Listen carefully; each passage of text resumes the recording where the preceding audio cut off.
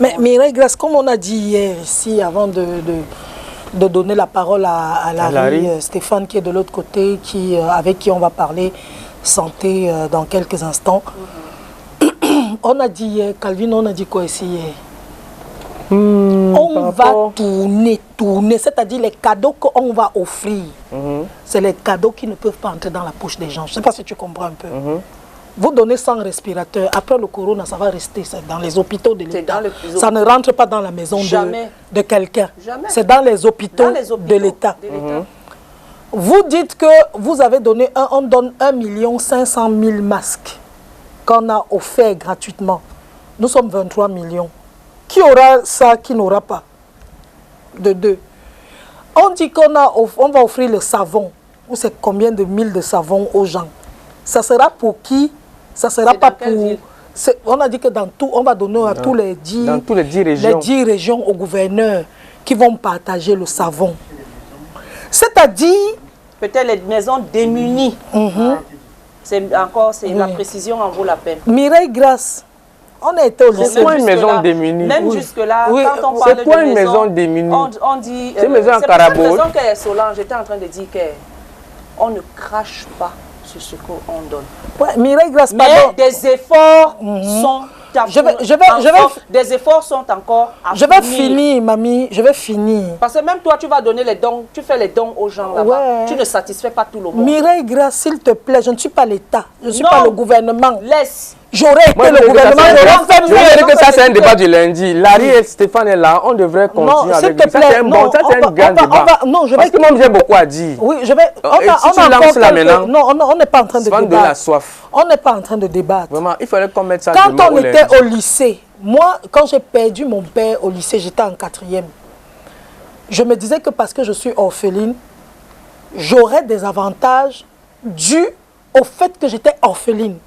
Parce que quand je dis les avantages, c'est-à-dire je me retrouve avec une femme, une mère qui n'a pas d'argent, qui a beaucoup d'enfants, etc., etc. Qu'on devait faire peut-être on pouvait faire quelque chose de spécial pour nous, les pauvres et orphelins. Calvino, dernièrement, il y a une maman veuve à l'école, au lycée bilingue de Deido, qui a appelé à l'époque quand l'APE était à 30 000. Elle dit, j'ai 3 enfants à l'école publique d'Eido, au lycée bilingue de Deido.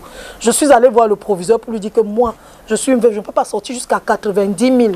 Je suis déjà maman de 3 enfants, je suis veuve.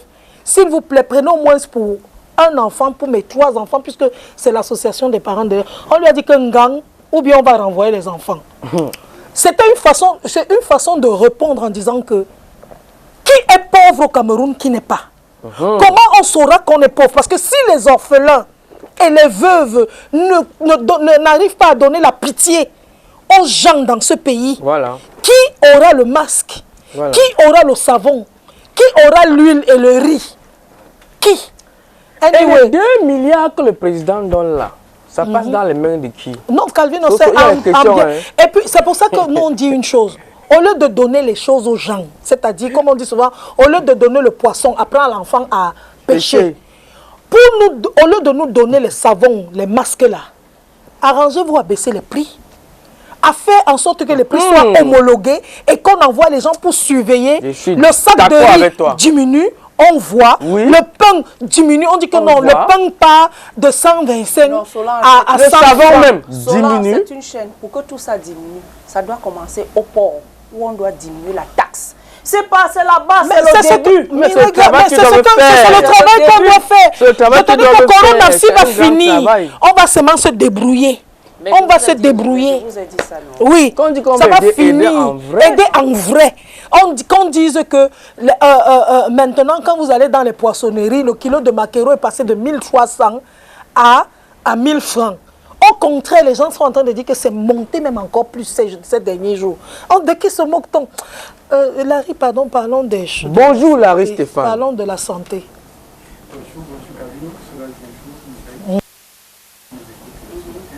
c'est vrai que quand j'écoute Solange, j'ai envie de parler. Franchement, parce que c'est regrettable. Et je voudrais dire, renchérir ce qu'elle vient de dire, on a comme l'impression, et c'est pour ça que je suis contre ce mot. Le Covid-19 ne finira plus. Ça ne finira plus, c'est ce que j'ai dit aujourd'hui. Elle est inscrite désormais comme une pathologie parmi tant d'autres. Il faut que les gens comprennent. Merci. Vraiment parce que la dernière fois, il y avait une thématique sur le plateau qui parlait après confinement. Qu'est-ce que... Non mais je dis, attention. Et vous venez de renchérir là en disant, mais pour moi, la pauvreté va battre encore son plein. Ça serait plus grave. Mais voilà, donc c'est ce que je voulais. Les pauvres deviendront plus pauvres. Bon voilà, et quand tout et à la l'heure, famine risque de tuer les gens. et quand tout à l'heure vous parlez, qui est pauvre? Moi, je ne voudrais même pas identifier. Prenons le cas de ceux qui sortent du Nozo, où il y avait des familles riches, disons, et qui ont abandonné leur maison, qui ont abandonné tous leurs biens, ils ont perdu leur travail, qui se retrouvent de ce côté, ou bien à Yaoundé. Ils sont quoi? Mais ils sont pauvres. C'est des personnes vulnérables. Ils n'ont plus rien. Ça veut dire qu'on devait même commencer par eux. Ben voilà. Donc, c'est pour dire... Vraiment, je voulais renchérir ce que tu viens de dire. Ça serait extrêmement pire. Ça, il faut dire. Parce qu'il n'y a pas le côté social. Il n'y a pas le côté social. On n'a pas le service social, on n'a pas le côté social comme dans d'autres pays où on aide ceux qui sont pauvres. Dans notre pays, une femme qui a 3 enfants, veuve, qui a 3 orphelins dans un lycée, elle ne payerait pas 90 000 francs de frais d'APE pour les 3 enfants. Il y aurait un service qui dirait que non, cette dame, elle se retrouve dans une situation. Mais ils te disent que la loi, c'est la loi pour tout le monde. C'est pas possible. Mais c'est que justement, par rapport à ça, Larry, je crois qu'il y a des astuces pour faire accepter ce genre de choses dans un établissement. Oui. On va voir le délégué de l'éducation, il fait une note et il dit, le proviseur va exécuter soit un délégué, soit un inspecteur.